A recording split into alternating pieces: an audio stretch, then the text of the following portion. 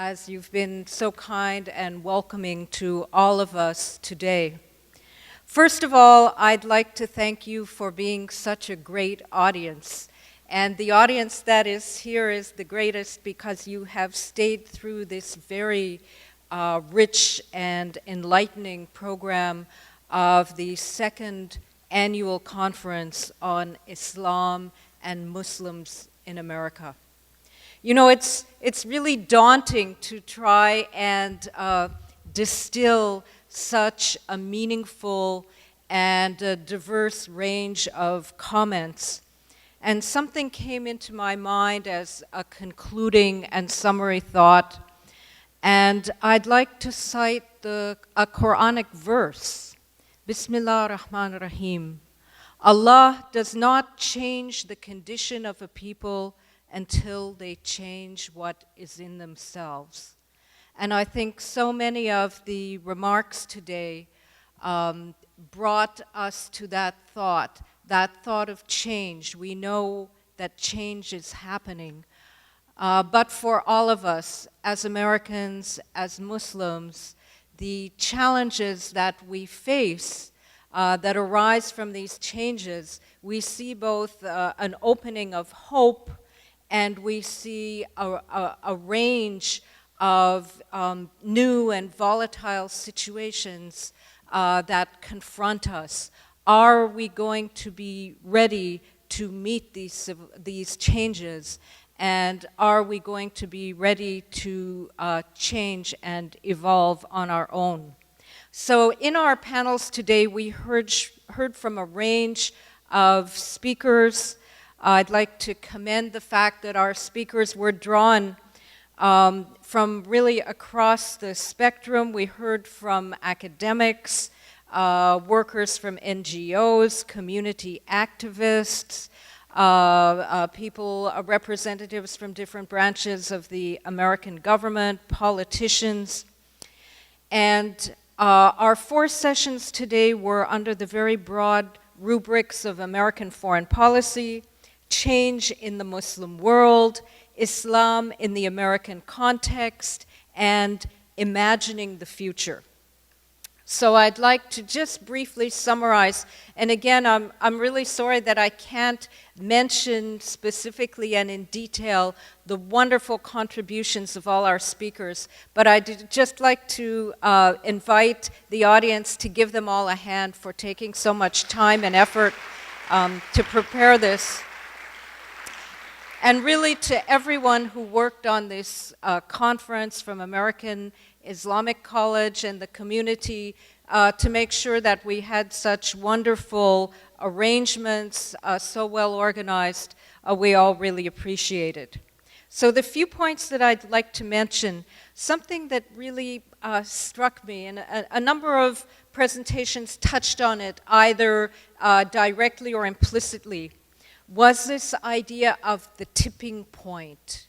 What is the tipping point? What have been the tipping points? Are we at a tipping point? And specifically, Professor Bullitt's intriguing presentation suggested that the Arab Spring could be a kind of moment for reshaping the national imagination regarding American Muslims. But then we heard echoes, I think, in several presentations. Of course, it's on all of our minds this September, 10 years after 9/11, and some of the back conversations, you know, American Muslims are saying, well, what about 9/11? And of course, that's very, you know, a shaping moment. You know, in what sense did we become known? In what sense was that a terrible way to be known? In what sense were there instances of hope, instances of constructive reactions, both on the part of Muslims and on the part of our fellow Americans? So just thinking about those moments and then kind of, yes, but what control do we have over those moments that often we do not choose? At what point are we able to tell our stories, to reflect on those moments, to engage them, to make them something that can be a tipping point for the good? I don't have an easy answer to that, but it seems to be one of the challenges that we face. A second theme that I heard from the very early morning was the idea of a celebration of new beginnings. We heard about relations between the United States and the Muslim world from our Congresswoman Jan Schakowsky, from representatives on the panel of foreign policy. Is the Arab Spring and the winds of change in the Muslim world, do they open the door to hope for new initiatives and better and more positive relations in the future? Can American Muslims play a positive role in those developments? Then we heard about the changing role of the Organization of Islamic Cooperation from both His Excellency the Secretary General and Special Envoy Hussein. After all, the organization has a new name, celebrating the initiatives that it's going to take, its new involvements globally. It's working at the grassroots level in health and other fields. A theme of renewal is there. And finally, of course, being on the Board of Trustees of AIC, American Islamic College, our host today, I can't help but invoke the words of Kareem Irfan this morning when he talked about the revival of American Islamic College and the need for commitment, transparency, and a process of institution building. Now, I think institution building was something that a number of our speakers talked about. After all, if you want to change what is in yourselves, well, some of that involves personal change. But what about building community? What about building institutions?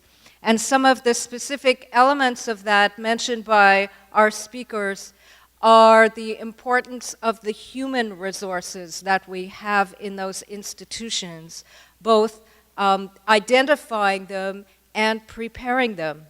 What about our strategies and planning? If we want to change, we need some kind of thoughtful and well-reasoned trajectory of that planning in order for it to succeed.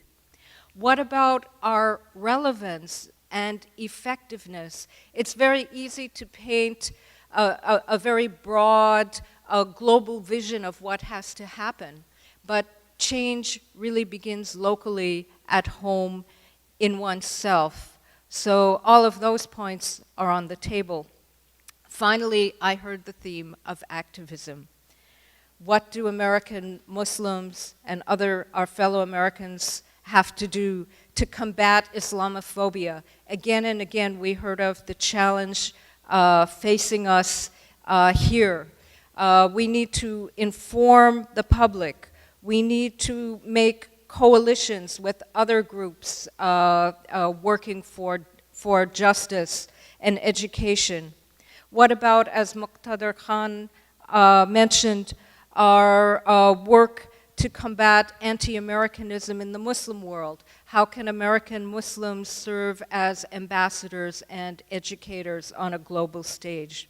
So again, networking globally, educating our community, and as Hannah Rosenthal so eloquently and passionately indicated, how do we have the courage to reach out to others and find new friends? How can we be agents of positive change? And I think a lot of those elements echo the mission of American Islamic College, to educate our community. As Imam Majid said, we as Muslims hear the Quranic ayah about being created in nations and tribes so that we come to know each other. But are we really able to apply that? What kind of steps are we taking for dialogue and outreach and really getting to know our neighbors? I know that's part of the mission of the college.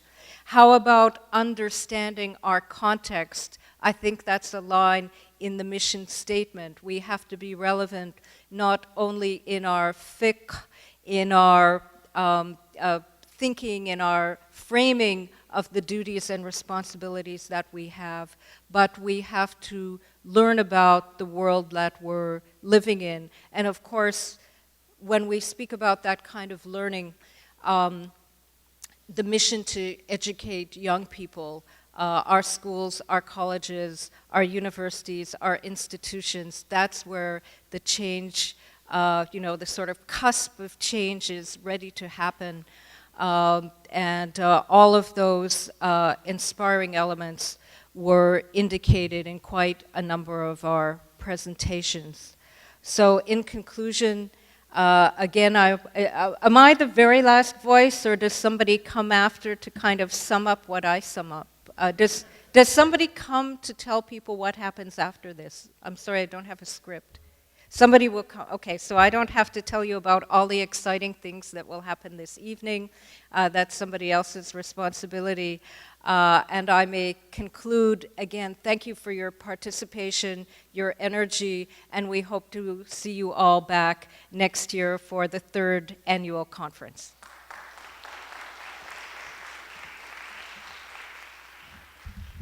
Thank you very much, Dr. Hermansen, for the kind words. All right, this is it. We want to say thank you very much, and thank you so much for being here tonight. It means the world to us. Thank you. I think when it's all said and done, today we got to learn something. We got to hear different point of views, and we also got to hear good feedback, and that's what it's all about. It is all about interaction when it's all said and done. But we all have one thing that we need to do. This was the 2nd year we did this event. Please, we kindly ask, start telling people about AIC and all the great things the school has to offer. This is just one of many events. Visit the website. We cannot build this college without your help. And this is just one of many things we're going to do in terms of the lecture series, in terms of the conference that we did this weekend. But please, spread the good word about this college. And nothing is more important than the future of this college, because one day, your child, your family member, relative, will be attending this school. Okay, we have a nice little treat for you. Dinner will be served in the cafeteria. You are all welcome. It is all on behalf of the college, so please join us for dinner. Again, it's at the AIC cafeteria, and there will be people out in the hallway who will direct you to get to the cafeteria.